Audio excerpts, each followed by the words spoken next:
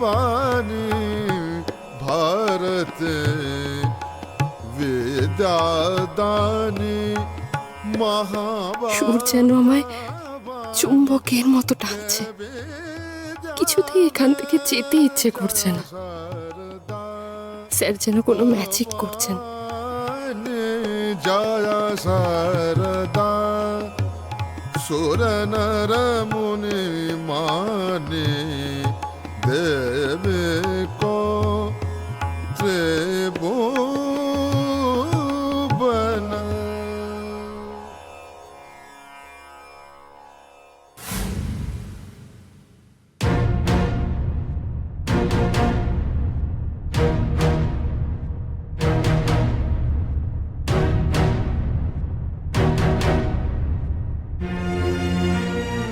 কি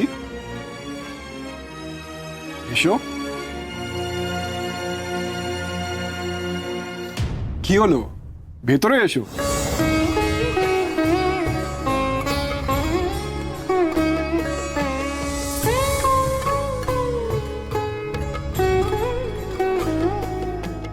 এখানে বসো।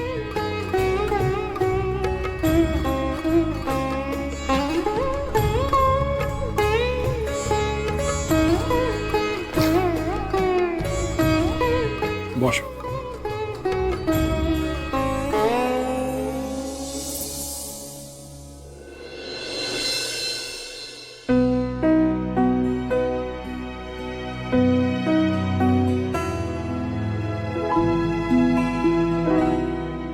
রানীমা, আমিও তো ওই লোকটার প্রতি মুগ্ধ হয়ে গেছিলাম, কিন্তু কি হলো বলো? আমিও তো সবকিছু হারিয়ে বসে আছি, নিঃস্ব হয়ে গেছি আমি। আর আজ আমার মেয়েটাও কিনা ওই লোকটা। অহনা, তুই কিন্তু ভীষণ ছেলে মানুষই করছিস অহনা, আর অকারণে আখের উপর রাগ করছিস। এত চঞ্চল হলে হিতে বিপরীত হবে। আর তোকে তো এটা বুঝতে হবে, আখি নক্ষত্রের গানের টানে ওর কাছে যায়নি। না না রানীমা,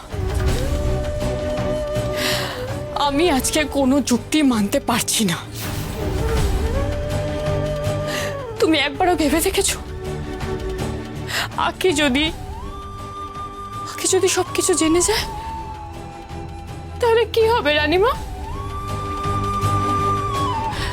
কি হবে ও যদি সব সত্যিগুলো জেনে যায়? তাহলে তো আমি যে এতদিন এত কষ্ট করেছি সবকিছু আমি হারিয়ে ফেলবো, সব হারিয়ে যাবে, আমার সব হারিয়ে যাবে।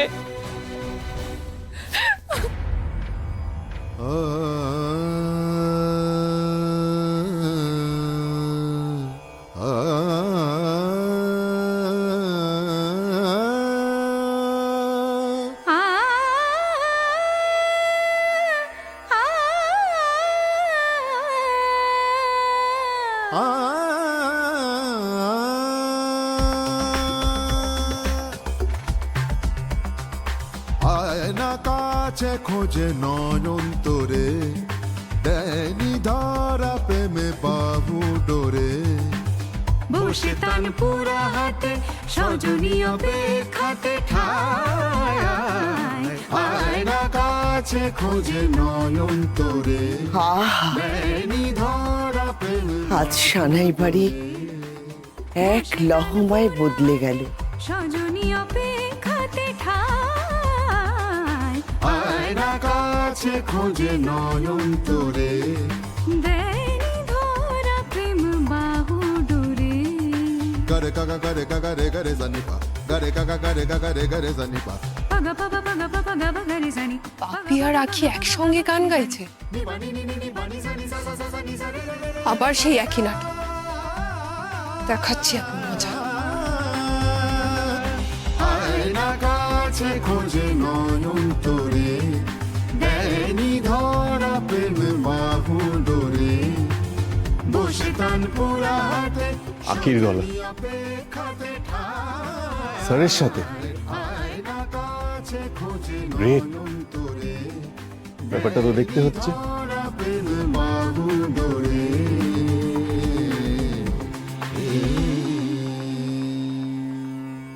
বাহ বাহ বাহ বাহ বাহ, ও দাদু ভাই, এ তো স্বয়ং সরস্বতীর গলা রে।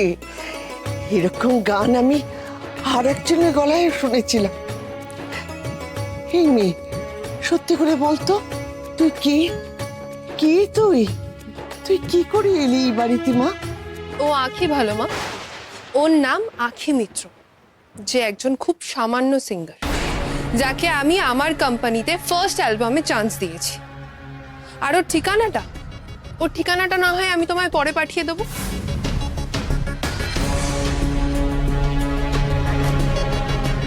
আর আখি, তুমি কি বাংলা ভাষা বোঝো না? তোমায় তো আমি তখনই বললাম যে মায়ের রুমে যেতে, তুমি সেখানে না গিয়ে এইখানে এসে কি করছো? আর তোমার সাহস হয় কি করে যে তুমি সানাই বাড়িতে এসে যখন তখন যেখানে সেখানে ঢুকে যাচ্ছ? দিদি ভাই, আমার কথা এখনো শেষ হয়নি ভালো মা। মা কিন্তু অনেকক্ষণ ধরে তোমার জন্য ওয়েট করছে আখি, বারবার আমায় কল করে চলেছে। আর তুমি এখানে দাঁড়িয়ে দাঁড়িয়ে টাইম ওয়েস্ট করছো। একটা কথা বলো তো, কি করতে এসছো তুমি এখানে? কাজে এসছো নাকি ঘুরে বেড়াতে এসছো? দিদি ভাই, মেয়েটা না হয় গানের জন্য এই ঘরে এসে পড়েছে, তাই বলে তুই ওকে এভাবে বলবি? থাক ভালো মা, তুমি আর আমায় কিছু শেখাতে এসো না। আমি এই মেয়েকে হাড়ে হাড়ে চিনি। কথায় কথায় ন্যাকামো মারাটা ওর স্বভাব হয়ে গেছে। রাগিনী,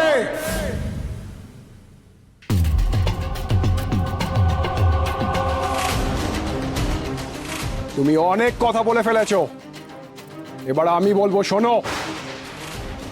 আখি কিন্তু এই ঘরে নিজের ইচ্ছেতে ঢোকে নেই, ওকে আমি ডেকেছি, আর গান ও আমার কথায় গিয়েছে। কেন বাপি, কেন ডেকেছো ওকে এই ঘরে? কেন ওকে গান গাইতে বলেছো? তোমার নিজের মেয়ে যখন তোমার কাছে কোনো প্রবলেম নিয়ে আসে তখন তুমি তাকে দূর দূর করে তাড়িয়ে দাও। রাগিনী, আর এই অচেনা মেয়েটা যাকে তুমি সামান্য দুদিন চেনো, তার প্রতি এতটা টেনশন, এত ইম্পর্টেন্স কিসের বাপি? কেন বাপি? দিদি ভাই, বাবার সঙ্গে কি এইভাবে কথা বলে? বলে, রাগিনী দেবরয় এইভাবেই কথা বলে। আমার কাজে যদি কোনো ডিস্টারবেন্স হয় তাহলে আমি এর চেয়ে আরো অনেক বেশি খারাপ ভাবে বলতে পারি ভালো মা।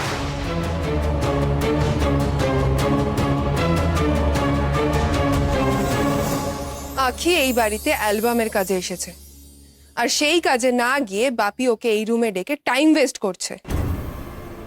আমার অ্যালবাম বা আমার কোম্পানির কোনো দায়িত্বই তো বাপি আগে থেকে নেয়নি, তাই আমি এখনো আর বাপির কাঁধে কোনো দায়িত্ব দিয়ে বোঝা বাড়াতে চাই না বাপির।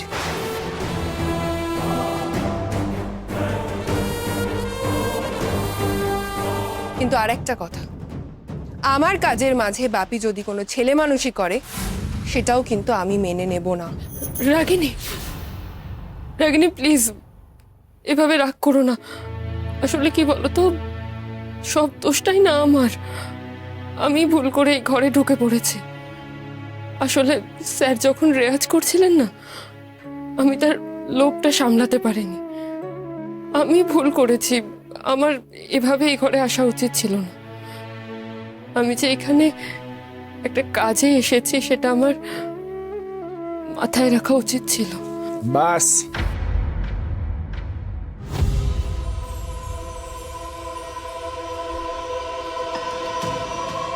রাগিনী, তুমি মনে হয় একটা কথা ভুলে গেছো। সারগামের কোনো অ্যালবাম বা প্রজেক্টের ওপিনিয়ন দেওয়ার আমার পুরো অধিকার আছে, আগেও ছিল। এই কথাগুলো মনে হয় তোমার মা তোমায় ঠিক করে বোঝায়নি।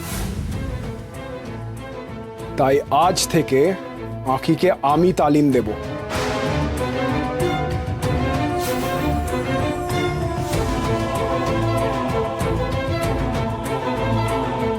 ওর গানের যাবতীয় ভুল ত্রুটি সব আমি বলে দেব। আখির নেক্সট অ্যালবামে মিউজিক্যাল গাইড হবে নক্ষত্র দেবরায়।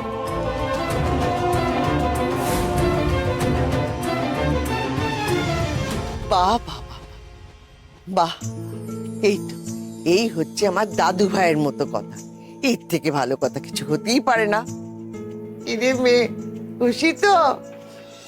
কিন্তু আমি বা আমার মা কেউই কিন্তু এতে এখনো আমি বলছি কি হয়েছে তোমার রাগিনী?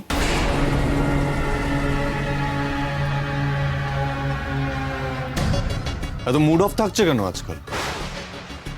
এত ডিস্টার্ব থাকছো, কথায় কথায় রিয়াক্ট করছো, চিৎকার চেঁচামেচি করছো, রাগ করছো কেন? ভাই আমি আমার কেন মুড অফ থাকবে? হচ্ছে এটা আমি খুব ভালো করে জানি, কারণ আমি তোমার বন্ধু। আমি তোমাকে খুব ভালো করে বুঝি রাগিনী। আমি বুঝতে পেরেছি এই অ্যালবামটা নিয়ে তুমি প্রচন্ড অবসেসড। এটাকে একটা চ্যালেঞ্জ হিসেবে নিয়ে নিয়েছো, তাই না? তো সেটা তো ভালো। এই অ্যালবামে যদি স্যার হেল্প করতে চান তাতে মন্দ কি? Why not?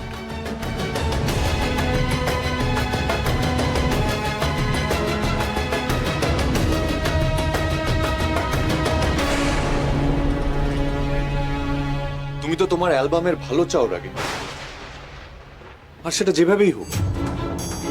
এত ভালো একটা অপরচুনিটি এভাবে হাতছাড়া করবে? Actually you are right said. আমি অ্যালবামটাকে চ্যালেঞ্জ হিসেবেই নিয়েছি। Thanks for understanding. আমি জানি, ইটস ওকে। আরেকটা কথা, তোমাকে হয়তো ফোনে পাইনি। তিস্তা গ্রুপের অফিস থেকে ফোন করেছিল। ওরা তোমাকে ফোনে না পেয়ে আমাকে ফোন করেছিল, আর ওরা আমাকে এটা জানালো যে ওরা অফিসিয়ালি স্যারকে এই অ্যালবামের মেন্টর হিসেবে নিতে চায়।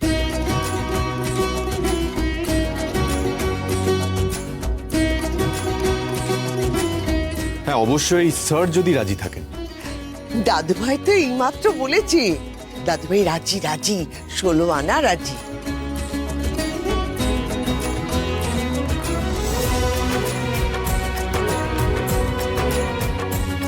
গানের সিলেকশন, গান গাওয়ার style, music instrument, music arrangement, এই সব কিছুর ডিসিশন কিন্তু স্যার নেবেন, আর সেটা ফাইনাল ডিসিশন হবে।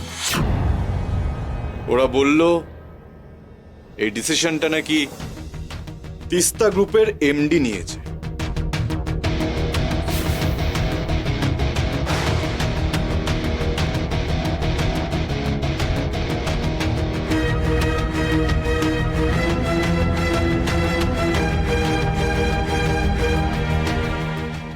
কিন্তু সিড, এই ব্যাপারে একবার মায়ের সাথে ডিসকাস করে নেওয়ার। ডিসিশনটা ফাইনাল হয়ে গেছে, তিস্তা গ্রুপের এমডি নিয়েছে।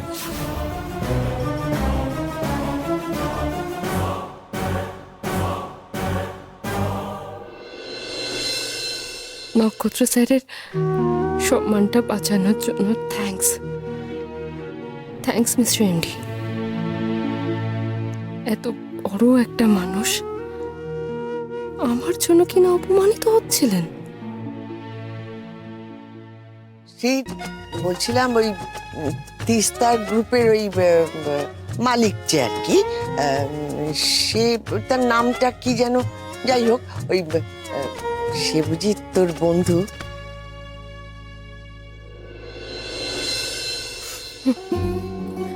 আমার দিকে তাকালেই যেন চোখ জোড়া খসে পড়বে। ঠিক আছে, আমিও তাকাবো না।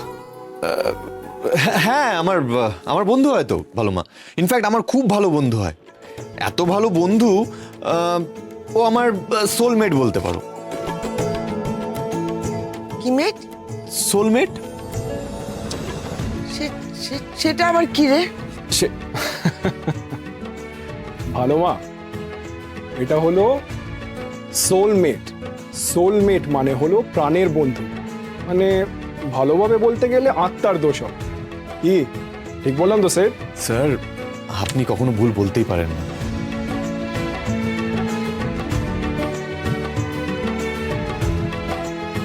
তাই বল, প্রাণের বন্ধু। তার মানে সেও তোর মতোই চিন্তা ভাবনা করে, তাই না রে? গুণের কদর করতে জানে। নয়তো আজকাল অনেকেই সহবতই জানে না, দাঁত থাকতে দাঁতের মর্যাদা বোঝে না। ভালো ঠাম্মা একেবারে ঠিক বলেছে, দাঁত থাকতে সবাই দাঁতের মর্ম বোঝে না। এমন বাবাকে কিনা রাগিনী এইভাবে অপমান করে, কি করে পারে? হ্যাঁ রে, শুনেছি সে নাকি খুব ব্যস্ত। দাদু ভাইয়ের জন্মদিনের দিনও তো এলেন না। তা আমি বলছি কি যে তাকে একদিন বলিস না আমাদের বাড়িতে আসতে, আমি ওর জন্য ভালো ভালো রান্না করে খাওয়াবো। সে তুমি খাওয়ালে আমি খেতেই পারি।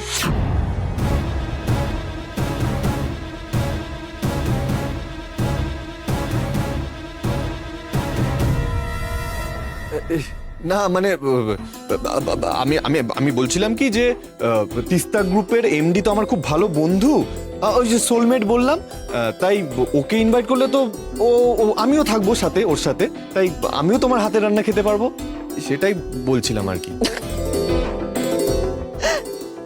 তাই বল।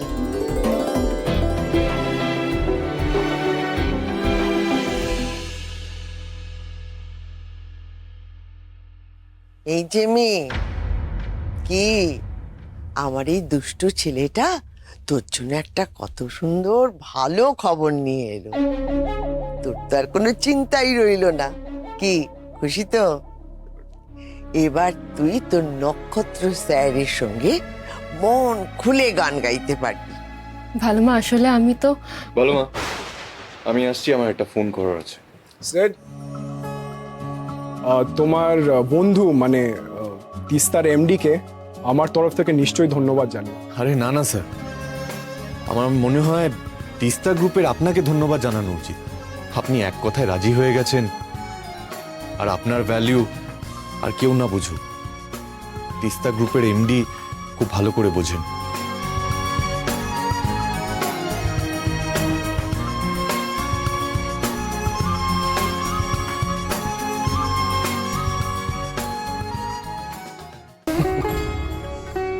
এই মেয়েটার জন্য, এই মেয়েটার জন্যই আমি রাজি হয়েছি। আসলে আখির সঙ্গে সাংগীতিকভাবে যুক্ত হওয়ার আমার অনেক দিনের একটা তীব্র ইচ্ছা ছিল, আর সেটা কিন্তু তিস্তা গ্রুপই আমার সম্ভব করে দিল।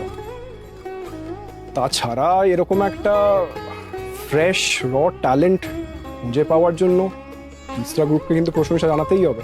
না স্যার, এতে তিস্তা গ্রুপের কোনো ক্রেডিট নেই। হ্যাঁ, এই পুরো প্রজেক্টটাতে তিস্তা গ্রুপ একটা বিজনেস পার্টনার, এছাড়া আর কিছু না। আসছি স্যার, ভালো মা, আসছি।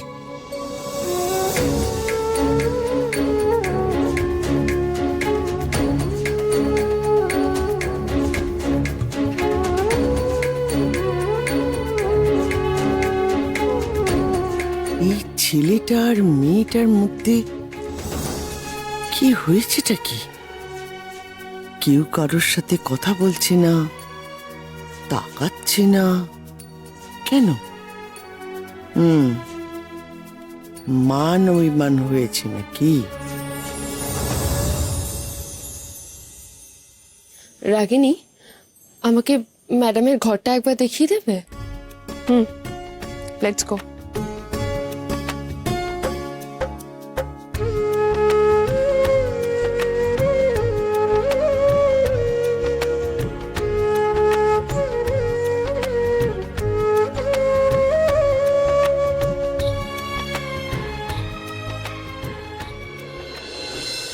ভাবা যায় এই মেয়েটা নাকি কারুর কাছ থেকে কোনো প্রথাগত ট্রেনিং নেয়নি, তবু সুর থেকে একটুও বিচ্যুত হলো না। ভালো মা, জানো তো এটা কিন্তু জন্মগত ট্যালেন্ট না হলে সম্ভব নয়। এরকম একটা মেয়েকে গান শিখিয়েও শান্তি। ঠিক বলেছিস দাদু ভাই, শান্তি। এই মেয়েটার জন্য আজ তোর চোখে আনন্দ দেখতে পেলাম, শান্তির আভাস পেলাম। সত্যি আঁকি দিদি ভাই বড্ড লক্ষ্মীমন্ত রে।